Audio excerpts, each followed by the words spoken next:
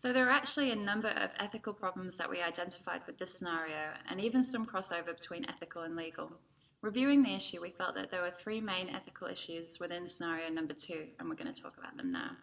Number 1, is it ethical or legal to bill a patient's health fund against a consult code in order to give them a discount on the shoe they buy? Number 2, is it ethical to leave your current patient consult to attend to another patient at this time?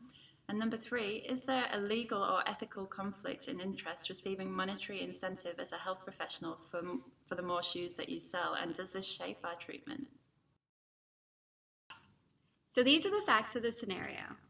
The clinic owner has asked me to sell shoes 9 months after my employment begins. I am expected to come out of my current consult and briefly assess the shoes that the retail customer wishes to purchase. I am also expected to claim this for a brief consult from the retail customer's health insurance, which is then deducted off the cost of the shoes they buy. I will be getting a double incentive for this because I'll be billing for the brief consult, and as well 20% of the shoe sales are also added to my monthly billings. If the billing targets are reached, bonuses will also be added to my income. When discussing the scenario amongst the group, although we could all see the three main ethical issues, we were split as to what course of action we would take. Half of us said we would go ahead with the owner's request, as we were junior and feel uncomfortable questioning the boss, while the other half said we would not agree despite possible retribution. However, we all agreed that we needed to research certain issues before making a final decision about our course of action. We needed to research, firstly, private health insurance codes for claiming footwear as podiatrists and what we could as podiatrists actually bill for. Secondly, we needed to look at the code of conduct for podiatrists. Is there a conflict of interest here in this scenario? Looking at the state and federal legislation, this is something that we needed to investigate, particularly the Health Practitioner Legislation National Law Act from 2009. And finally, we needed to have a look at incentives and fraudulent gains as health professionals. Is there previous relevant case law that would show precedence for this type of scenario? So as discussed, our group didn't feel comfortable collectively due to possible legal and ethical ramifications in this situation. However, we also discussed the possible benefits to ourselves and the customer, which were enticing. So overall, these were our feelings. We were concerned regarding impacts on patient care when we're seeing 2 patients at once. We're worried about fraudulent billing and the possible ramifications of this. We were concerned about being a salesperson over a healthcare provider. We were concerned that possibly it could mean that we would lose our jobs if we didn't agree. And conversely, noting that for patients, it might be beneficial for them to get first-hand fitting from a podiatrist, and also the higher salary was attractive to us. In relating, we consider our core ethical principles, and they were autonomy, which is concerned with the individual right to make their own choices without external influence or pressure. We know practitioners need to obtain informed consent for the care that they provide for their patients or client in accordance to the Code of Conduct 3.5. However, in this scenario, it is unclear if the individuals will be requesting a podiatry consult to buy the footwear and whether or not they know how much their health fund is being charged for this, or the implications of being charged for this consult. For instance, will it take away the extras they can claim later throughout the year? So, the ethical principle, non-maleficence, means do no harm. By assisting the individual to choose a shoe that might be more suitable for their feet or condition, it could be argued that it would be an act of beneficence, and as part of our role and responsibility as a podiatrist when offering this as a treatment plan. However, are we providing the treatment option or footwear without performing a complete consult and history? And is this treatment option based on what stock we actually need to sell in order to get our bonus and to make our boss happy? The risks are that we might compromise the patient by not doing a comprehensive assessment prior to offering the treatment advice, in this case footwear, and only selling a product that our shop stocks rather than giving footwear advice for a product that may be more suitable for their foot or condition. Justice is concerned with equity, rightness, and fairness. Patients that do not have health funds, would they be allowed a brief consult by a podiatrist for a shoe fitting? If not, is this fair treatment of all those who enter the clinic? Also, in this scenario, the patient gets a discount on footwear purchased, as we, as a podiatrist, get a financial reward. However, the insurance company loses out by billing them inappropriately. Is this justice and equality for all parties concerned? When exploring the core ethical principle of beneficence in this situation, we found that we are providing professional advice and education that they may not have had otherwise benefited from. Therefore, this is of benefit to the patient. Podiatrists can offer a more comprehensive footwear assessment, which may provide the patient with better outcomes in the long term than if they had bought a shoe without this type of specialist consultation. Also, the patient is receiving a cheaper product, footwear, again a benefit to them. When we considered ethical conflicts between core ethical principles, we found when applying the core ethical principles together in this scenario, one can see that there are some conflicts between the principles.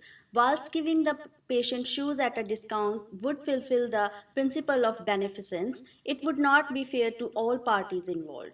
For example, the insurance company is not being billed rightfully, and those who do not have health insurance may not receive the same equitable treatment, which is shoe assessment by a podiatrist, if they do not have the health insurance. After applying the core ethical principles to our scenario, we of course researched relevant legal bodies in order to consider the law here and how that would impact upon our ethical decision-making process. One of these being our professional code of conduct as podiatrists. Considering the scenario, we noted several breaches in regard to this document. Subsection 2.2 discusses the importance of providing best treatment free from financial influence. If we were to receive monetary gain for selling shoes, we may overprescribe these shoes as a treatment. 8.11 emphasises what qualities a good practitioner should possess with a focus on remaining free from conflicts of interest. Are we being transparent with our patients regarding the monetary incentive we get from their shoe purchase? And is it good practice to treat two patients at once? 8.12 emphasises transparency in financial and commercial conduct.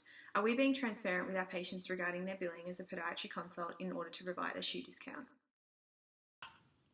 Other legal document that we looked at and should be considered in this situation is Competition and Consumer Act 2010, which was previously known as the Trade Practices Act. This act provides small businesses with a management tool to adhere to high ethical standards in practice. It discusses the unlawful impact of misleading or misrepresentation of services, products in order to take advantage of consumers. As health professionals, if we were to advise our patients to purchase footwear from our store taking advantage of their private health insurance, we could possibly be misrepresenting our intentions for personal monetary gain and the overall profits for the clinic as a business. The Health Practitioner National Law Act 2009 clearly stipulates that a regulated health business cannot directly or indirectly encourage the indiscriminate or unnecessary use of regulated health services unless the terms and conditions are clearly stated of that offer. So it's unclear whether this clinic is doing a direct marketing or advertising for this service. However, considering the Act, it would seem unlawful to do so. This is given that we are incentivizing our service for those with private health insurance to purchase shoes from us. However, when considering this subdivision, whether we are overtly advertising this service or not, if we are indirectly encouraging the use of private health insurance funds to discount footwear from our store, this could be still seen as a breach of this national law. So according to the HICAP's billing guide put out by the APOD-C to us as practitioners, the APOD-C Podiatry Billing Guide defines a podiatry brief consult / brief service, F010 is the code, as a brief consultation by a podiatrist, including a minor intervention, a reassessment / review, clinical notes, and as well, HICAPS also states that a brief consult should be 20 minutes long and that it should only be for established patients, meaning a review or a reassessment of a patient. So now we are faced with the question is, are we doing this on established patients, or are these new patients that are coming into the clinic? Are we writing notes? And if so, how could we be treating a patient comprehensively if it's not a 20-minute consult? And also if we are coming out of another consult to see this person. When looking further into the billing codes offered by HICAPS for footwear, we noted the following. HICAPS does have a billing for footwear, however, it's a billing code for depth width footwear, which is non-custom, F618, and as well custom footwear, which is F605.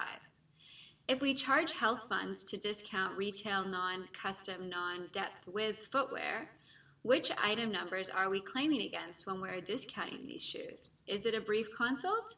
If so, this would in fact.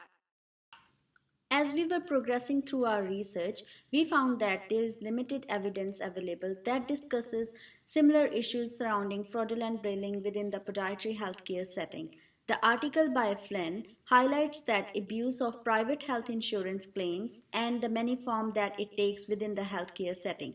It states that healthcare fraud often goes unreported because of lack of technological resources and a lack of trained staff to investigate claims, coupled by the huge volume of claims. In this article, it discusses the use of term claims leakage instead of fraud. Claims leakage against private health fund includes charging for services that were not provided and upcoding, which is billing for a higher level of service when a lower level of service was provided. Another example of such financial enticements is widely seen in the practice of pharmaceutical companies' campaigns to medical practitioners, where reps are found to impact the prescribing practices of residents and physicians in terms of prescribing costs, non-rational drugs prescribing, and prescribing of non-generic drugs. In this context, as podiatrists, are we going to recommend shoes that the clinic stocks over a shoe that might be more affordable and more suitable for the patient based on our access to that product and incentives around the sale of that product? Because if we are we going to overprescribe? Interestingly, I have experienced as a customer this scenario we're now faced with approximately about 2 years ago. I went to a podiatry clinic looking for a pair of shoes as they had advertised it. When I went into the clinic, I was fitted by a receptionist who then told me to wait as a podiatrist would soon be out to check me for fit and function of the footwear. Podiatrist came out, asked me if I had private health insurance. When I said yes, he squeezed my midfoot, checked that it was good fit, and then asked me to get on the treadmill for 20 seconds. So as I went to pay for the shoes, the receptionist asked me for my health insurance card, and I was given $50 off the price of my shoes. Now, as a client, I thought this was great. However, I was ignorant as to the actual billing process in accordance with high caps. If I had known this, would I have reacted differently during my consult? Would I have felt ripped off as a customer? So I found that similar situations are currently being discussed on the podiatry arena. Many podiatrists are concerned with the practice of billing shoes against private health funds and the possible fraudulent claims. A recent response from an APOD-C senior member in regard to this discussion talked about the fact that currently private health funds are investigating and they will be cleaning up this space very shortly. This research and these examples highlight the ethical and potentially legal issues currently being discussed and investigated in regards to fraudulent billing of footwear. Knowing this impacts upon our ethical decision-making process. After looking online, we could see that there were a few podiatry clinics that did in fact advertise footwear and that they did footwear assessments as well as offered shoe discounts for private health fund patients who had podiatry coverage. However, we also found clinics in Brisbane that clearly outlined what the requirements were for billing footwear and what types of footwear qualified for private health coverage. It was interesting to see such a range of advertisements and information and how much this information varied surrounding the topic depending on the clinic. Since there are many footwear suppliers and lots of competition for new business, provinces such as Ontario and Manitoba in Canada have created clear standards of practice surrounding footwear billing. These standards don't allow podiatrists to offer any type of gratuity offers, coupons, discounts, special benefits, or any type of prizes or incentives to patients to entice them into their practices. If they do offer any of those things, both their credibility as a health professional as well as their license is at risk. This is considered incentivizing, which draws many parallels to this scenario that we are investigating. When we were looking at the aspect of reasoning in this scenario, podiatric medicine, although concerned with healthcare provision, is fundamentally a larger marketplace where economics and health overlap. Basically, healthcare professionals aren't willing to change their practice based on a sense of duty to the interests of their patients. So we as clinicians are faced with a dilemma in this situation to explore the moral and ethical dichotomies that exist in the healthcare industry in order to guide our future practice as podiatrists. The ethical dichotomy of deontology is concerned with a person's sense of duty or rightness. Basic examples of this can be derived from earliest religious teachings such as do not kill or do not tell lies. In the case of this scenario, describe the act of selling shoes for financial incentive. From a deontology point of view, this is in breach of overriding moral duty as a healthcare professional in its most basic sense. This is true in respect to the previously discussed Code of Conduct 2.2, providing treatment options based on the best available information and not influenced by financial gains or incentives. If we were to receive monetary gain for selling shoes, we may overprescribe shoes as treatment option, and this would be morally wrong. However, when viewing the same scenario from a utilitarianism approach, one which is concerned with the balance of beneficial over detrimental actions and the consequential outcome, we could see that both the clinician and the patient stood to gain a positive outcome here. However, with this ethical approach, it would seem that the health insurance companies and their customers may stand to foot the cost. Additionally, the expectation to leave your current patient consult to attend to another patient at the same time, one could argue here that no party is being optimally treated. The Code of Conduct outlines this notion in Section 2, providing good care, number F, considering the balance of benefit and harm in all clinical management decisions. The clinician is in a unique position here to offer the patient specialist advice, while also assessing the fit before the patient actually buys the shoe. Poor fitting, ill-designed footwear and the associated problems are ever too apparent the consequences of inadequate guidance before the patient makes their purchase. Virtue is an ethical dichotomy concerned with the person's motives and moral character. From this ethical standpoint, it would seem that the manager's expectations of their employee could potentially compromise the clinician in this regard. In line with the Code of Conduct Section 1.2, professional values and qualities should include integrity, truthfulness, and good practice, which is centered on patients or clients.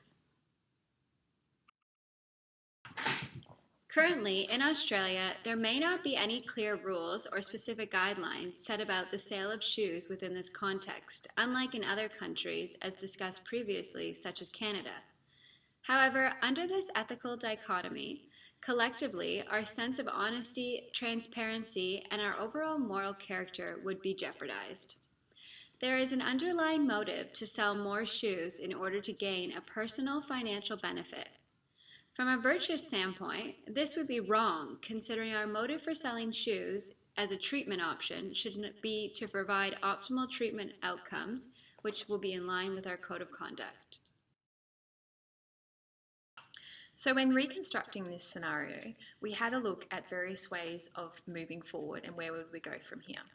So in analysing the case scenario, it has allowed a deeper understanding of the interplay and overlap between morals, ethics, and the law in the healthcare marketplace. Despite an absence of clear black and white answers to hypothesised questions, the process of investigating and researching this matter has provided our group with new insights and at times changed the way we felt about an issue in ways we may not have thought about before. Conclusively, as a group, our moral reasoning led us to this. We believe this situation would affect our integrity as healthcare providers, and that if we complied with our boss's request as identified in case scenario 2, that we would in fact be in breach of various ethical guiding principles. As a result, the group collectively decided that if this was asked of us as an employee, we would respectively decline. We would explain that after conducting an ethical analysis of the situation, that as health professionals, we do not feel comfortable billing patients in this way. It may be that we may have to remove ourselves from this workplace if our boss is not understanding of our ethical standpoint. For the practice to continue fraudulently billing patients, this could be seen as a departure from accepted professional standards, and as inexperienced clinicians, we would consult our mentor on how to handle this situation, as it may fall under mandatory reporting obligations.